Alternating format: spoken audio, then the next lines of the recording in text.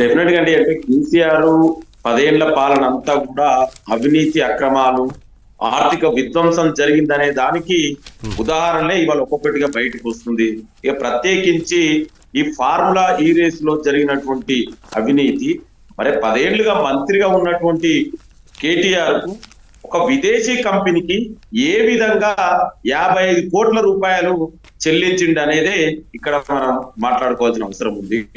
RBI అనుమతి లేకుండా, ఆర్థిక శాఖ అనుమతి లేకుండా, క్యాబినెట్ అప్రూవ్ లేకుండా ఆనాడు మున్సిపల్ శాఖ మంత్రి ఉన్నటువంటి కేటీఆర్ గారి ఓరల్ ఆదేశాలతో ఉంటే ఈ అమౌంట్ చెల్లించడం జరిగింది అనేది అప్పుడు ఉన్నటువంటి మున్సిపల్ సెక్రటరీ అరవింద్ కుమార్ గారు, పిఎల్ రెడ్డి గారు, హెచ్ఎండి కమిషనర్ వాళ్ళు చాలా స్పష్టంగా చెప్పారు.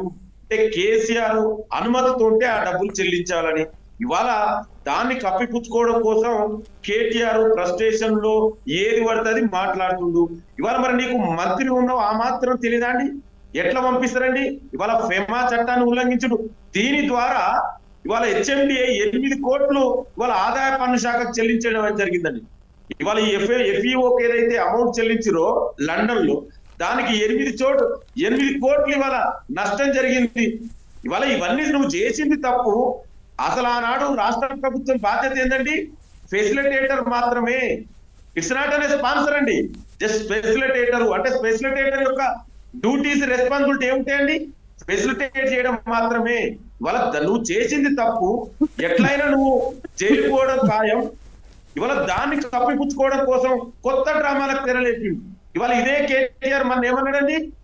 నన్ను అరెస్ట్ చేసుకోండి, ఇదో లొట్ట పీస్ కేసు, నేను జైలుకి పోతా, యోగా చేస్తా, స్లిమ్ గా అవుతున్నాడు. మరి ఏం భయం వచ్చిందని భయపడి నువ్వు హైకోర్టులో క్వాష్ పిటిషన్ వేసినావండి? నీకు భయమే లేకపోతే, నువ్వు అవినీతి అక్రమాలే చేయకపోతే నువ్వు ఎందుకు ఏసీపీ విచారణకు పోవడానికి ఇంత భయపడుతున్నావు? ఇవాళ నువ్వే కదా మన ఏసీపీ దగ్గరికి వెళ్ళి డ్రామా చేశావు. మరి ఆ రోజే నువ్వు ముందే అడగొచ్చు కదా లాయర్ పర్మిషన్. నువ్వు క్వాష్ పిటిషన్ ఏమో హైకోర్టులో వేస్తావు, మరి అప్పుడే అడగవలసి ఉండే కదా. అంతే, ఇదంతా ఒక మళ్ళా డ్రామా జరుగుతుంది. ఏదేమైనా కేటీఆర్ అవినీతి చేసిండు, అవినీతి జరిగింది, చట్టాలను ఉల్లంఘించిండు. మనం ప్రజాస్వామ్యంలో ఉన్నామండి, నియంతృత్వం లేవు. నా ఇష్టం ఉన్నట్టు ఇచ్చేస్తా. 55 కోట్ల కాదు, దీని వెనుక క్విడ్ ప్రో ఉంది, మనీ లాండరింగ్ జరిగింది. ఇదే నియంతృత్వం కాదు. ఒక సింగిల్ రూపాయి ఖర్చు పెట్టాలన్నా కూడా there is a rules and procedure, regulations ఉంటది. అది ప్రధానమంత్రి అయినా, ముఖ్యమంత్రి అయినా, మంత్రులైనా, ఎవరైనా కూడా. మరి ఆ విషయాన్ని దాన్ని దాటవేసి ఇవాళ అసలు విషయం ఏంటంటే కేటీఆర్ భయం ఒకటి అరెస్ట్ కావడం అనేది, రెండో భయం ఏంటంటే ఇవాళ కేటీఆర్ అరెస్ట్ అయ్యి జైలుకు పోతే ఇవాళ BRS party already KCR farm house నుంచి బయటికి రావట్లేడు.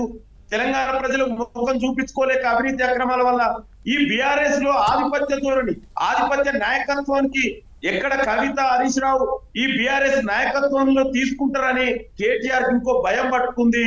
అందుకే మీరు చూడండి, మొన్నటి దాకా ఏం మాట్లాడిందండి కేటీఆర్? నన్ను అరెస్ట్ చేసుకోండి అన్నాడు. ఇవాళ ఎందుకు భయపడుతున్నావు మరి? అంటే నీ చేతుల నుంచి బీఆర్ఎస్ పార్టీ ఎక్కడ హరీష్ రావు, కవిత, బీఆర్ఎస్ పార్టీ పగ్గాలు